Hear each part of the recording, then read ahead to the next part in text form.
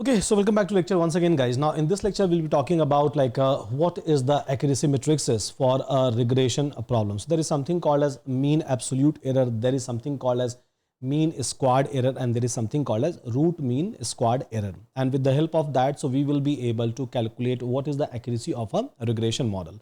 So let's try to understand with respect to a calculation with respect to the example. So here, I'm going to write down a regression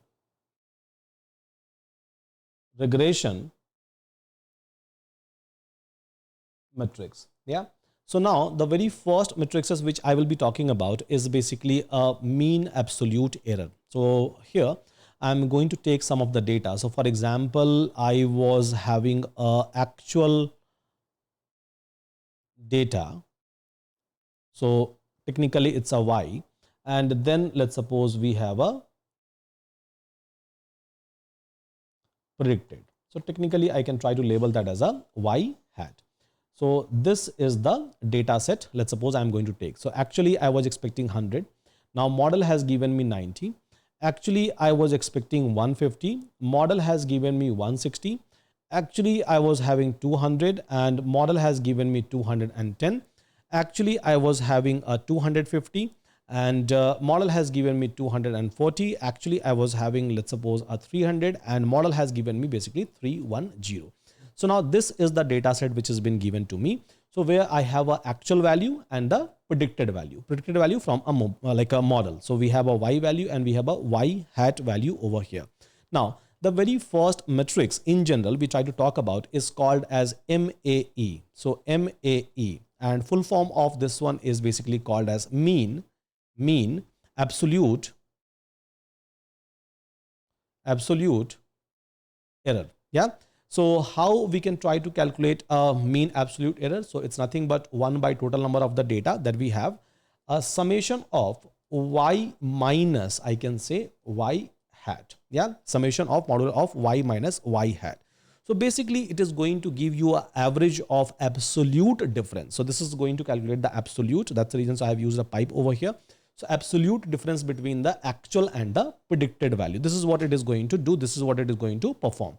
Now, with respect to this particular data, if someone is going to ask me a question that what is going to be a mean absolute error, I can simply say that mean absolute error is nothing but 100 minus 90 plus 150 minus 160 plus 200 minus 210, 250 minus 240, and absolute, everywhere absolute. So means it is going to give me always a positive divided by total number of the data set that we have. So here we can simply say that okay, so this is going to be 100 minus 90 plus 150 minus 160 plus 200 minus 210 plus 250 minus 240 plus 300 minus 310. Yeah. And now just try to divide it by 5, a total number of the data set, which is nothing but a n. Now, if I'm going to do a math, I will be able to find out that mean absolute error is equals to 10. As simple as that. So this is going to tell me that what is the average, on an average, what was the difference between the predicted value and the expected value. It should not be very, very big, by the way. And here I'm able to find out that mean absolute error is not very big at all. So this is one of the parameters that you can try to use, and this is how we can try to calculate a mean absolute error. Now there is something called as a mean squared error. So MSE. So again, this is one of the parameter by which you will be able to judge the accuracy of the matrices. It's a very simple one. So mean squared error, yeah, for a regression, by the way. So formula of MSE is again very simple, as it suggests mean squared error. So average of the square, by the way. So here 1 by n, total number of the data, summation of I is equal to 1 till n, and Y minus Y hat means actual minus predicted square. So this is going to give you a mean squared error. Now with respect to the previous data, if I have to do a math, if I have to do a calculation that what is a mean squared error, so I can do it. So 100 minus 90, 150 minus 160. So 100 minus 90 of a square, 1 250 minus 160 of a square, 200, 210,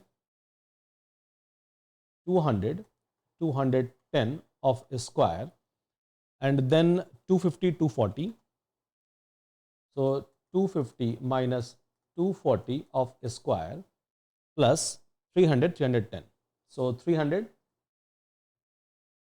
310 of a square divided by 5.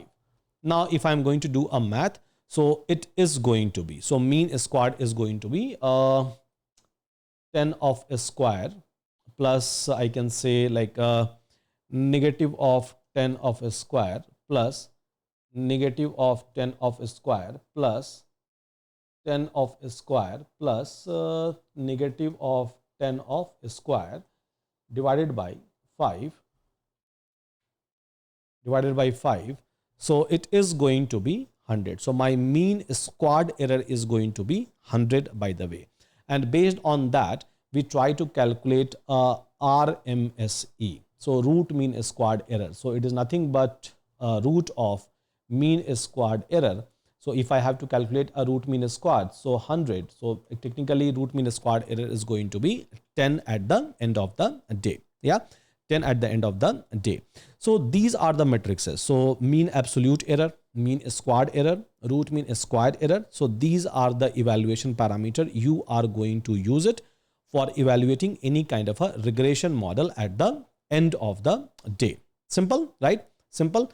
So here, if I'll have to talk about maybe a mean squared error, root mean squared error, or mean absolute error, in general, the ideal value is supposed to be 0. So as we have received a 10, then 100, and then 10, but ideally it is supposed to be 0 if my model is 100% accurate. If my model is not 100% accurate, so obviously it is going to fluctuate in a positive direction. So it is never going to be a negative. It is always going to fluctuate in a positive direction. It simply means that I have some sort of a error inside my model. My model is not able to do a correct prediction at all. This is what it means. So hope we all are able to understand mean absolute error calculation, mean squared error calculation, and root mean squared error calculation. And in my machine learning chapter, so anyhow, I'm going to talk about all of these things in a very, very detail. I have already discussed about these things in a very, very detail with respect to a complete derivation. But yeah, so this is just a recap of each and everything that we have already done. So with that, thank you so much, everyone. Take care and see you again in my next chapter.